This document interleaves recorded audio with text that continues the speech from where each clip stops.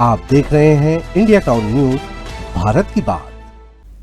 नमस्कार, आप देख रहे हैं इंडिया टाउन न्यूज और मैं हूं आपके साथ हर्षिता। स्वागत है आपका हमारे खास बुलेटिन खबरें मध्य प्रदेश की में, जहां हम आपको मध्य प्रदेश की महत्वपूर्ण खबरों से रूबरू कराएंगे। चलिए बुलेटिन की शुरुआत करते हैं। रतलाम जिले की पिपलोदा तहसील के आजमपुर डोडिया गांव में दूषित पेयजल के कारण कई ग्रामीण बीमार हो गए। गांव में उल्टी, दस्त और बुखार के मामले सामने आने के बाद स्वास्थ्य विभाग में हड़कंप मच गया। सूचना मिलते ही स्वास्थ्य विभाग की टीम तत्काल मौके पर पहुंची। गंभीर बीमार ग्रामीणों को पिपलोदा अस्पताल में भर्ती कराया गया है। स्वास्थ्य विभाग द्वारा गांव में चिकित्सा शिविर लगाया गया है। शिविर में करीब 80 ग्रामीणों का उपचार किया गया। विभाग की टीम ने घर घर जाकर सर्वे भी किया। घटना की जानकारी मिलने पर पिपलोदा तहसीलदार प्रीति साठे सिविल अस्पताल पिपलोदा में भर्ती मरीजों का हाल जानने पहुंची। उन्होंने संबंधित विभाग के अधिकारियों को तत्काल गांव में स्वच्छ पेयजल की आपूर्ति के लिए टैंकर भेजने कहा है। स्वास्थ्य विभाग ने ग्रामीणों से अपील की है कि वे पानी उबाल कर ही पिए। पानी के नमूने जांच के लिए भेजे गए हैं। प्रशासन द्वारा स्थिति पर लगातार निगरानी रखी जा रही है। यहाँ पे पानी की बहुत ज़्यादा खराब हो गया था, कालापन, उसके लिए बीमार भी हुए लोग। बहुत सारों के दस्त और पेट में गड़बड़ी हो रही है। कितने दिन से हो रहा है? 5 दिन हुए। 5 दिन से बहुत ज़्यादा दिक्कत है। हमारे गांव आजमपुर डोडिया में, जो कि पीने का पानी का स्रोत एक मात्र कुआं है, और आसपास के सभी जो अपने नलकूप है, कुएं हैं, उसमें मोला पानी है। हम सारे गाँव वाले एक ही जगह पानी पीते हैं, सरकारी कुआं कहते हैं उसे। उसका पानी बहुत ही खराब है। अगर उसके अंदर से पानी भरते हैं तो कैनों में हमारे कंजी जम जाती है।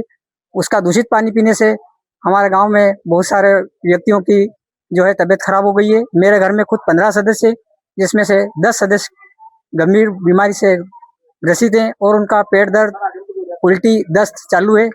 2 दिन पहले उल्टी दस्त से कुछ माइनर केसेस आना स्टार्ट हुए थे, तो हमारी टीम के द्वारा यहाँ पर जो केसेस वगैरह आए हैं उनका प्रॉपर सभी जगह का ट्रीटमेंट स्टार्ट कर दिया था। और जो सीवियर केसेस हैं उनको हमने CSC पिपलोदा रेफर किया हुआ है, जो कि वो भी नॉर्मल, वो भी ठीक है। क्या समस्या है? ये उल्टी, दस्त, खांसी, बुखार पानी की वजह से। हमारे गांव में पानी का कोई निकास नहीं, मतलब पानी की व्यवस्था नहीं। एक कुआं है, उससे सब खींच के लाते। 2010 में उसकी सफाई हुई थी, अब तक उसकी सफाई भी नहीं हुई, कुछ नहीं करा। पानी ऐसा नीला का चाहता है। जी सर, कम से कम 3-4 रोज से मेरे को तबीयत खराब हो रही है। पेट दर्द कर रहा, उल्टी हो रही और खाना खा रहा और सारा बाहर हो रहा है।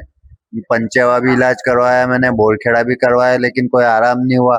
उसके बाद गांव आजमपुर डोडिया में कैंप लगा था, तो हम सुबह में गए थे। तो सुबह के बाद हमने पिपलोदा इलाज करवाने आए। क्या समस्या हो रही है? कुएं का पानी खराब है। किस गांव की घटना और कितने लोग बीमार हुए? ये आजमपुर डोडिया माताजी बड़ाई लाख पास में, और पूरा गांव में उल्टी, दस्त, बुखार, हाथ पैर दर्द, ये समस्या है। अभी किससे कहाँ आए हैं और कितने लोग बीमार हुए? मेरे घर में 13-14 सदस्य है, तो 1 या 2 बच्चे हुए और सब बीमार है।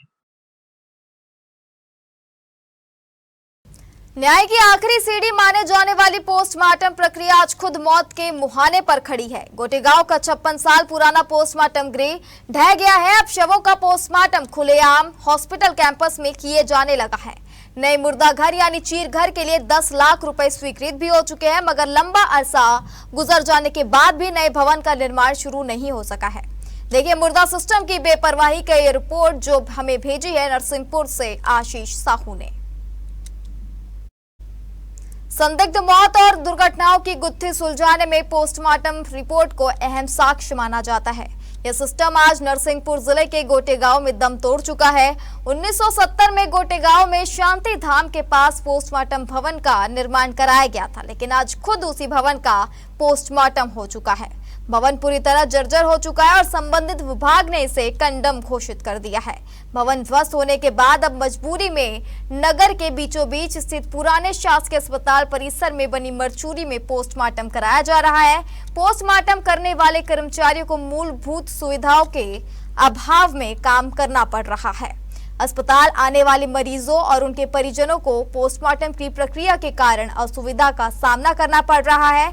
स्थानीय मरीजों का कहना है कि अस्पताल परिसर के बीच पोस्टमार्टम ठीक नहीं है।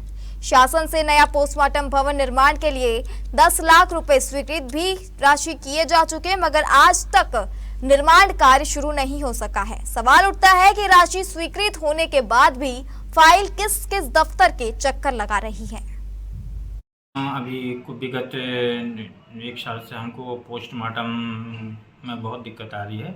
हमारा जो पुराना पीएम सेंटर है जो 1960 या 70 में बना था, जो कि अभी जीर्ण शीर्ण हालत में है। ये सर मेरे संज्ञान में आया है कि निर्माणाधीन है। पहले तो इसकी जांच करा लिया कि ये कहाँ से ये पैसा स्वीकृत हुआ है और निर्माण एजेंसी कौन है, इसकी जानकारी प्राप्त कर उसकी अग्रिम कार्रवाई की जाए। जैसे ही मेरे पास जानकारी आई, सहूलत हमने 10 लाख रुपए नगर पालिका को दिए हैं पोस्टमार्टम कराने के लिए। 10 लाख रुपए हमने दिए हैं उनको सौदा जहाँ पर होता है। सर बरसात में पानी चूता है उसमें, तो कर्मचारी लोग आते ही नहीं और वो जर्जर भी है गिरने की कगार पर। तो कर्मचारियों को भी डर लगता है अंदर से पीएम करने, और कई बार पेपरबाजी भी हो गई। रतलाम जिले के जावरा क्षेत्र के दिव्यांग एवं विधवा पेंशन हितग्राहियों को पिछले 4 माह से सामाजिक सुरक्षा पेंशन का भुगतान नहीं होने से गंभीर आर्थिक संकट का सामना करना पड़ रहा है। इस समस्या के समाधान की मांग को लेकर मध्य प्रदेश विकलांग मंच के बैनर तले बड़ी संख्या में दिव्यांगजन एवं हितग्राही जावरा विधानसभा क्षेत्र के विधायक डॉक्टर राजेंद्र पांडे के कार्यालय पहुंचे। प्रतिनिधिमंडल ने विधायक को अपनी समस्याओं से अवगत कराया तथा मुख्यमंत्री डॉक्टर मोहन यादव के नाम ज्ञापन सौंपा। ज्ञापन में बताया गया है कि विगत 4 महीने से दिव्यांग एवं विधवा पेंशन का भुगतान पूरी तरह बंद है। इससे पेंशन पर आश्रित दिव्यांगजनों, विधवाओं, उनके परिवारों के समक्ष आजीविका का गंभीर संकट खड़ा हो गया है। कई बार संबंधित विभागों एवं अधिकारियों के समक्ष समस्या रखने के बावजूद कोई ठोस कदम नहीं निकल पाया। इस ऐसे में पीड़ितों को अपनी मांगों को जनप्रतिनिधि के माध्यम से शासन तक पहुंचाने के लिए मजबूर होना पड़ा। मध्य प्रदेश विकलांग मंच ने ज्ञापन से मांग की कि वर्तमान में राज्य सरकार द्वारा दिव्यांगजनों को दी जा रही 600 प्रति माह की पेंशन वर्तमान महंगाई के दौर में नाकाफी है। संगठन ने इसे बढ़ाकर 3000 रुपए प्रति माह करने की मांग भी की।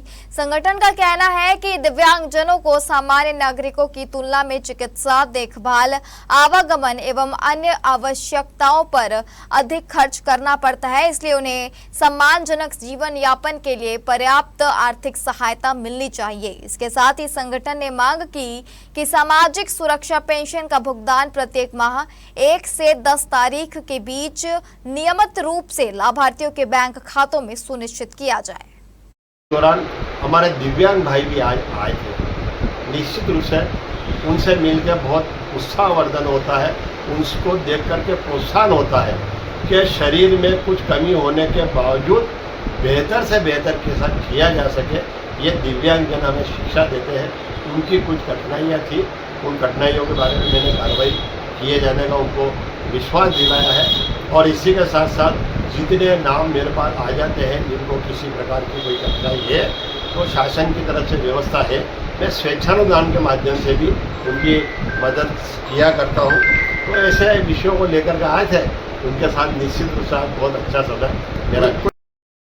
रतलाम जिले के जावरा से विधायक डॉक्टर राजेंद्र पांडे एवं जिला स्वास्थ्य अधिकारी ने जावरा सिविल अस्पताल का निरीक्षण कर स्वास्थ्य व्यवस्थाओं का जायजा लिया।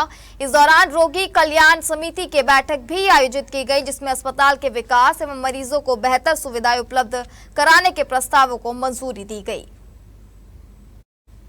बैठक में पुराने महिला अस्पताल परिसर में डॉक्टरों एवं अन्य स्टाफ के लिए आवासीय क्वार्टर निर्माण, अस्पताल परिसर के बाहरी हिस्से में कई नई दुकानों का निर्माण, ब्लड बैंक की स्टोरेज क्षमता बढ़ाने तथा नए पोस्टमार्टम भवन में अत्याधुनिक डेड बॉडी फ्रीजर की व्यवस्था करने के प्रस्तावों पर सहमति बनी। निरीक्षण के दौरान विधायक डॉक्टर राजेंद्र पांडे ने कहा, उनके प्रयासों से जावरा सिविल अस्पताल में लगातार आधुनिक स्वास्थ्य सुविधाओं का विस्तार किया जाएगा। जावरा में आज विधायक महोदय के साथ रोगी कल्याण समिति की बैठक हुई। उसमें जो पुराने जो एजेंडे थे जिस पे काम करना था वो उन लोग ने कंप्लीट किया। पालन प्रतिवेदन जिसे कहते हैं उस पे बात हुई, और जिसके बाद फिर जो अस्पताल में जो जिस चीज की आवश्यकता थी, जैसे कि मैन पावर चाहिए था, शेड बनाना था, ये जो पार्किंग का ठेका वगैरह देना था, इस सारे बारे में चर्चा की गई। मैं जब से बना हूँ या मुझे जब से जिम्मेदारी मिली है, मैंने तब से लगातार प्रयास किए हैं। जावरा सिविल हॉस्पिटल के साथ साथ महिला चिकित्सालय के साथ साथ जावरा विकासखंड और पिपलौदा विकासखंड के अंतर्गत आने वाली समस्त स्वास्थ्य सेवाओं के संबंध में क्या और बेहतर किया जा सकता है, कितना अच्छा सा किया जा सकता है। रीवा जिले के त्योंथर से सरकारी स्कूल की बदहाली की ऐसी तस्वीर सामने आई है जिसने शिक्षा व्यवस्था पर गंभीर सवाल खड़े कर दिए हैं। जहां बच्चों के हाथों में किताबें होनी चाहिए, वहां उन्हें झाड़ू पकड़ाकर स्कूल की सफाई कराई जा रही है। मामले का वीडियो भी सामने आया है जो अब सोशल मीडिया में वायरल हो रहा है। वीडियो वायरल होने के बाद जिला शिक्षा अधिकारी ने मामले को संज्ञान में लिया है और जांच कर कार्रवाई की बात कही है। पूरा मामला त्योंथर तहसील के ग्राम पडरी टेढ़ कला की प्राथमिक शाला का है। वायरल वीडियो में मासूम बच्चे स्कूल परिसर में झाड़ू लगाते दिखाई दे रहे हैं। इतना ही नहीं, बच्चे खुद ही टाट पट्टी बिछाकर कक्षा की तैयारी करते हैं और फिर शिक्षकों के आने का इंतजार शुरू होता है। सबसे चौंकाने वाली बात यह है कि वीडियो बनने के दौरान स्कूल में कोई शिक्षक मौजूद नहीं था। बताया जा रहा है कि एक जागरूक ग्रामीण ने इस लापरवाही का वीडियो बनाकर सोशल मीडिया पर वायरल किया और मामला जिला प्रशासन तक पहुंचा। जिलाधिकारी ने स्पष्ट कहा है कि बच्चों से झाड़ू लगवाना पूरी तरह गलत है। उन्होंने जांच के आदेश देते हुए कहा कि जो भी दोषी पाया जाएगा उसके खिलाफ नियमानुसार सख्त कार्रवाई की जाएगी। लेकिन अब बड़ा सवाल यह है कि क्या कार्रवाई सिर्फ जांच तक सीमित रहेगी या फिर बच्चों के भविष्य के साथ खिलवाड़ करने वाले जिम्मेदारों पर वास्तव में कड़ी कार्रवाई होगी। विद्यालय प्राथमिक विद्यालय है, ऐसा टीचर्स को सख्त हिदायत है कि ऐसा किसी बच्चे से झाड़ू लगवाने या किसी भी तरह के शारीरिक रूप से जिसमें ऐसा लगे कि माने अभिभावकों को खराब लगे, ऐसे कोई काम नहीं कराने के लिए निर्देश है। और जिस टीचर ने ऐसा कराया होगा या नियमित रूप से करा रहा होगा उसके खिलाफ मैं एक्शन लूंगा और कारण बताओ सूचना पत्र मैं जारी करूंगा।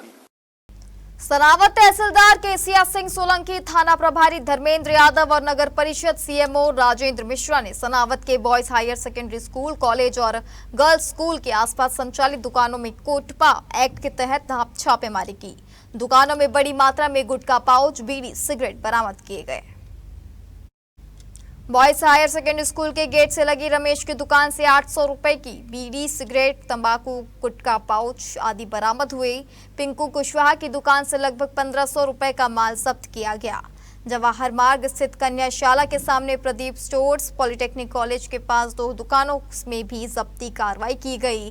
पलक हायर सेकेंडरी स्कूल में विद्यार्थियों को नशे से दूरी है जरूरी कार्यक्रम के तहत थाना प्रभारी धर्मेंद्र यादव एवं एसआई हेमलता भूरिया ने विद्यार्थियों को नशे से दूर रहने की सलाह दी। कार्यालय द्वारा चलाए जा रहे नशे से दूरी है जरूरी कार्यक्रम 2.0 के तहत आज तृतीय दिवस था, जिसके तहत हमें निर्धारित लक्ष्य थे कि स्कूल, कॉलेज के 100 मीटर दूरी पर जहां भी अवैध जो गुमटियां हैं जिन पर नशे संबंधी चीज़ें जैसे गुटखा, तंबाकू, सिगरेट इत्यादि बिक रही हैं, विद्यालय से दूरी पे होना चाहिए। इसी कड़ी को निर्धारित करते हुए हम लोग नगर पालिका सीएमओ साहब, तहसीलदार महोदय और पुलिस विभाग सभी ने मिलकर संयुक्त कार्रवाई की और जहां जहां शासकीय बालक उच्चतर माध्यमिक विद्यालय, कन्या विद्यालय, पॉलिटेक्निक कॉलेज और जैसे विद्यालय जहां पे इसकी दुकानें उनके पास में हैं और उन पर गुटखा, तंबाकू, सिगरेट इत्यादि बिक रही थी, उनको जब्त किया गया। बीड़ी होने, सिगरेट होने, बंडल है, पाउच है और बस। कितने का होगा कुल टोटल? 5-6 हज़ार का। 6 हज़ार रुपये का। तो दुकानें खाली हो गई तुम्हारी तो? हाँ। तो ये दुकान आपके यहाँ क्या स्कूल के पास में है? स्कूल के पास में, बाकी किसी ने बोलना भी तो चाहिए एक दिन पहले कि ऐसे ऐसी बात है तो हम हटा दे तो खुद ही। अब तो मेन टाइम में पूरी चीजें भर के ले जा रहा हूँ। तो आपकी दुकान के ऊपर क्या स्कूल के बच्चे भी लेने आते थे ये सब चीजें? नहीं आते थे उधर। अब वक्त हो चुका एक छोटे से ब्रेक का। आप बने रहिए इंडिया टाउन न्यूज के साथ। क्या आप बाल झड़ने से परेशान हैं?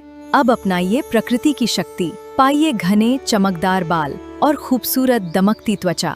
प्रकृति का वरदान Rukhsana shine herbal beauty combo kit, प्राकृतिक जड़ी बूटियों से तैयार। अब पाइए खूबसूरत चमकते बाल और त्वचा। हर्बल गुणों से भरपूर ये कॉम्बो आपके बालों और त्वचा की देखभाल में मदद करता है। अब उपलब्ध Amazon, फ्लिपकार्ट और नीचे दिए गए लिंक पर अभी ऑर्डर करें और हर्बल केयर का अनुभव लें। शाजापुर जिले में शुक्रवार सुबह आवारा कुत्तों ने एक हिरनी पर हमला कर दिया। कुत्तों ने हिरनी के शरीर की पिछली टांगों का मांस नोचकर उसे बुरी तरह घायल कर दिया है। हिरनी अपने झुंड से जुदा होकर रिहायशी क्षेत्र में पहुंच गई थी। गौरक्षा सेना के कार्यकर्ताओं ने घायल हिरनी की प्राण रक्षा कर ली है। आज करीब 8 बजे ग्रामीण विष्णु नायक और जितेंद्र नायक ने गौरक्षा सेना बरवाल टीम को सूचना की कि कांजा और बरवाल के बाल्टे के पास तार फेंसिंग के बीच बनी खंती में एक मादा हिरण गंभीर घायल अवस्था में पड़ी है। उन्होंने बताया कि मादा हिरण अपने झुंड से अलग हो गई थी, जिसके कारण आवारा कुत्तों ने उस पर हमला कर दिया। हिरण के चिल्लाने की आवाज सुनकर वे मौके पर पहुंचे और पत्थर मारकर कुत्तों को भगाया। सूचना मिलते ही गौरक्षा सेना टीम के अर्जुन राजपूत, राजपाल राजपूत एवं कुलदीप राजपूत तत्काल मौके पर पहुंचे। गोरक्षकों ने गंभीर रूप से घायल हिरनी को खंती से बाहर निकाला और उपचार के लिए पशु चिकित्सालय लेकर गए, जहां पशु चिकित्सक द्वारा उसका उपचार किया गया। इसके बाद वन विभाग के अशोक बघेल को सूचना दी गई। वन विभाग की रेस्क्यू स्पेशल टीम के हरीश पटेल को घायल हिरण की जिम्मेदारी सौंपी गई। धार्मिक नगरी उज्जैन में भगवान जगन्नाथ की रथ यात्रा इस वर्ष ऐतिहासिक और भव्य स्वरूप में निकली। पहली बार इस्कॉन मंदिर द्वारा भगवान जगन्नाथ, बलभद्र और माता सुभद्रा तीनों अलग अलग दिव्य रथों पर विराजमान कर नगर भ्रमण कर निकाले गए। वहीं प्राचीन जगदीश मंदिर से खाती समाज द्वारा भी पारंपरिक रथ यात्रा निकाली गई। हजारों श्रद्धालुओं ने जय घोष के साथ धर्मनगरी को भक्तिमय बना दिया। इस्कॉन मंदिर से निकली रथ यात्रा इस बार विशेष आकर्षण का केंद्र रही। भगवान जगन्नाथ 35 फीट ऊंचे भव्य नंदी घोष रथ, बड़े भाई बलभद्र तालध्वज रथ और माता सुभद्रा दर्प दलन रथ पर विराजमान होकर भक्तों को दर्शन देने निकले। बंगाल के कारीगरों ने जापान से मंगाए गए विशेष धागों और मोतियों से करीब 2.5 लाख रुपए की विशेष पोशाक तैयार की थी। यात्रा इंदिरा नगर से शुरू होकर शहर के प्रमुख मार्गों से निकली। जगह जगह श्रद्धालुओं ने पुष्प वर्षा कर भगवान का स्वागत किया। भजन, कीर्तन, शंखनाद और ढोल नगाड़े हरे कृष्ण के जय घोष से पूरा शहर भक्ति रस में सराबोर नजर आया। वहीं कार्तिक चौक स्थित प्राचीन जगदीश मंदिर से खाती समाज की पारंपरिक रथ यात्रा भी निकाली गई। लगभग 100 वर्ष पुराने लकड़ी के रथ को हजारों श्रद्धालुओं ने खींचकर वर्षों पुरानी परंपरा का निर्वहन किया। दोनों रथ यात्राओं में जनप्रतिनिधियों, सामाजिक एवं धार्मिक संगठनों के प्रतिनिधियों ने भी सहभागिता की। इस्कॉन की रथ यात्रा में नगर निगम अध्यक्ष कलावती यादव सहित कई गणमान्य लोग शामिल हुए, जबकि खाती समाज की रथ यात्रा में प्रदेश कांग्रेस अध्यक्ष जीतू पटवारी भी शामिल हुए। आस्था, संस्कृति और सामाजिक समरसता का यह संगम पूरे शहर में आकर्षण का केंद्र बना रहा। ढोली इस यात्रा की विशेषता है। इस यात्रा की विशेषता मध्य प्रदेश सरकार है, जिसने 101 जगह रथ यात्रा करवाने का पूरा प्रयास किया। संस्कृति विभाग ने, श्री कृष्ण पार्वती न्यास ने और महाराजा विक्रमादित्य पीठ ने। आप देख रहे हैं कि भगवान जगदीश की रथ यात्रा की बड़ी धूम है। ये यात्रा इस्कॉन की है, जो शहर के प्रमुख मार्गों से होते हुए अभी इस्कॉन जाएगी और वहाँ पर विग्रह के रूप में स्थापित होगी। भगवान जगन्नाथ जी की रथ यात्रा धूमधाम से जैसे पुरी में निकल रही है, ऐसे ही उज्जैन में भी 2 रथ यात्राएं निकल रही है। आज हम इस्कॉन की इस भव्य दिव्य यात्रा में, रथ यात्रा में उपस्थित हैं। झाड़ू नहीं लगा है। मेरी ज्वेलर स्वर्ण मंदिर के नाम से सोने चांदी की दुकान है, तो पिछले साल हमने सोने की झाड़ू बनाई थी। 3 साल से अभी ये सोने की झाड़ू से ही हम गुहारा करते हैं भगवान का।